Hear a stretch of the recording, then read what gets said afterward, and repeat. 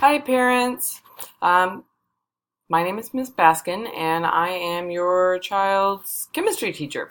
As I sent out in my weekly email last night, I am not available to be with you tonight at back to school night because I am back in school myself, and I have graduate classes on Monday nights. So I am probably currently in my basement doing this very thing because I have video classes and I'm currently in my basement right now. So you might be able to see my cat walking by at some point, but I wanted to make sure that you got to see my face, even though I don't get to see yours yet. Um, but that way we can at least get to know each other and start building our relationship for the year. So, things to know. First off, as you are probably aware, I send emails. I send a fair amount of emails. So far, my goal is to send one every week, at least for the first half of the year, so that you know exactly what's going on in class. And those emails are coming from my Gmail account. I do answer my dc.gov email. I check it every day, but the Gmail account does get responses faster. So I do encourage you to use that email address if you need to ask me any questions.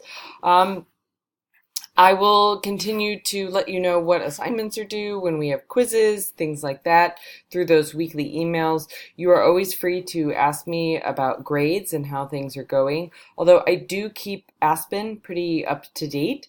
And so you can always check grades on Aspen. I, in general, am pretty good with all things Aspen. I am one of the trainers for Aspen for teachers.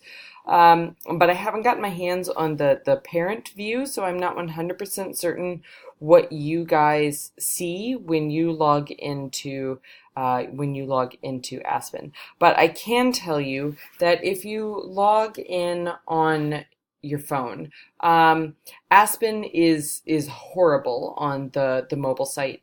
So it's aspen.dcps.dc.gov, and if you're trying to use it on your phone, it looks really funny and it's hard to find what it is you're looking for. So if you scroll down on the site, there'll be a small link at the bottom that you'll come to that says take me to full site. That's what you want to hit. You want to go to the full site, and then once you're on the full site, you can click on academics, and then you should see a listing of all of your students' classes, and you can click on any class and then see the individual assignments and grades there. So I included a little bit of information about that in my email that I sent last night. But if you have any questions, I mean, you can whoop, that this way. Hey, whoop, no, I'm still figuring. Hey. That way. Hey, there it is. So you can see that email up there, and just send me an email, and I can give you a screenshot of their class. I think I can even show you their grades in their other classes, but let's keep that quiet because I don't want to go peeping on other teachers' grade books. The students, however, don't get tons of emails from me because, let's be honest, they don't read emails, they read text messages. So I use Remind, which is a text message system. Some of your teachers may have used it last year. I piloted using Remind about 4 or 5 years ago, along with Vanessa Snyder, who used to be English teacher here and is now our director of academics. And I send, 4 or 5 Remind messages a week with links to current assignments for students, with updated due dates, what's going on, and then I send my weekly Sunday night text message of this is what our week looks like. Do you have a Monday schedule where you see all your classes, or is it an odd day, or do we have vacations? Do we have an assembly? Like, what's going on? So I try to always send that Sunday night so the kids bring the right things to school. If you would like to join our Remind class, I have absolutely no problems with that. You can also see all of my silly, goofy messages to our students. The code for my chemistry class is at Baskin Chem, CHEM, very similar to my email. And you can just send that as the body of a message to the short code number 81010. If you've used Remind before, you can just go onto the website or the app and and add that code and it'll add that class. Or you can just hand your phone over to your student and say, here, add me to the Miss Baskin's Remind class, and just make them do it because they should know how to do that. Other things to kind of mention. Along with all of the science classes at Ellington, we are really incorporating the next generation science standards, otherwise known as NGSS. And the teachers at Ellington have gone through a lot of training outside of the district to focus on how to best incorporate that. In addition, some of our biology teachers did help write the biology curriculum for the district, and I was the one who wrote the chemistry curriculum for the district. So your student is in good hands in terms of what it is they're going to be doing this year. And I want to point out a couple of things that we're specifically focusing on. So one thing is we are focusing on what's called CER, claim, evidence, reasoning. So we're going to use that language a lot, and when we have students write up lab conclusions, or when we give them scenarios or sets of data, we're always going to ask them to write a claim, provide evidence for their claim, and then provide the reasoning that justifies their claim and their evidence. So they were introduced to this last year in biology. They are going to continue to use it some more this year. And partly what goes along with that is having students start doing some of their own like experimental design work, really getting into like science process, like what does it look like to be a scientist, to think like a scientist, to critically think about what you are seeing and experiencing in the world. That evidence piece is really, really key. And we're using similar terminology to what the math and English classes are using, that whole like justifying based on evidence. So it should be fairly coherent this year, what students are being asked to do. We do not have a physical textbook anymore. The district has adopted the tech book from Discovery Education, and Miss Pascucci, the other chemistry teacher, and we are really using it in class when we choose to use it. We're actually using our fancy tech book and going very low tech and literally cutting and pasting passages of their text into our daily readings for when we start class. If you flip through your student's binder, you will see that every single day there is a warm-up that is a bunch of paragraphs of text with definitions and questions and stuff off to the side. Those text materials are coming from Discovery Education. So we are still using the district-approved textbook, but just maybe in a slightly different manner. I do want to mention that we have two types of weekly homework assignments.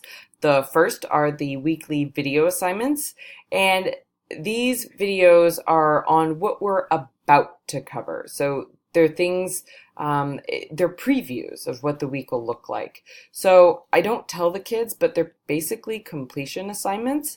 I want them to watch the videos, answer my embedded questions to the best of their ability, and then before I teach that material during the week, I modify my instruction based on what the kids seem to be understanding out of the videos, and it's really helpful for that. So those videos are due on Monday nights. Every Monday, the video opens Tuesday morning, it closes Monday night. So they have one full week to find some Wi-Fi access, to borrow somebody's phone, computer, whatever, to get these videos done. And to streamline the process this year, I have done all the videos on these short codes. So they're bit.ly codes. So bit.ly/C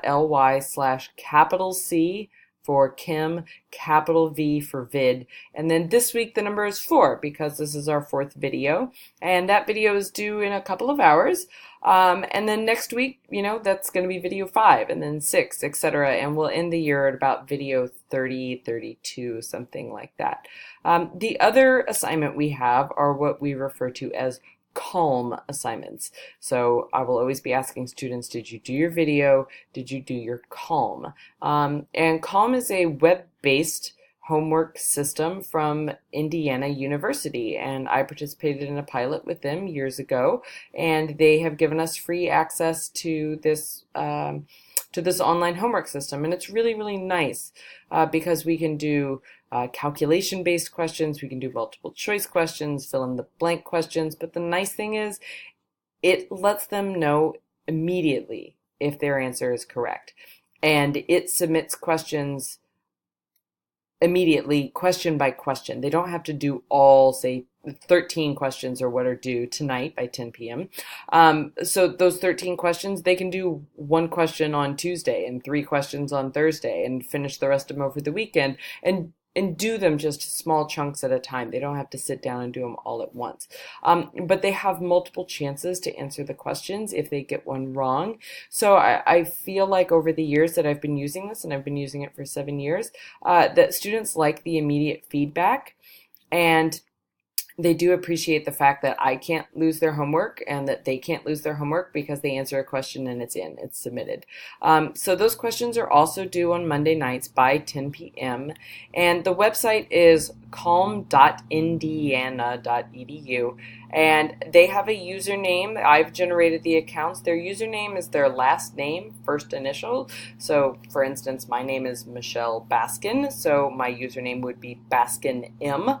And then the password is their student ID number. And we all logged in during class, so I know everybody knows how to log in. And we've been pretty decent with the first assignment and having everybody get in. So hopefully everybody will get used to that and get those assignments in.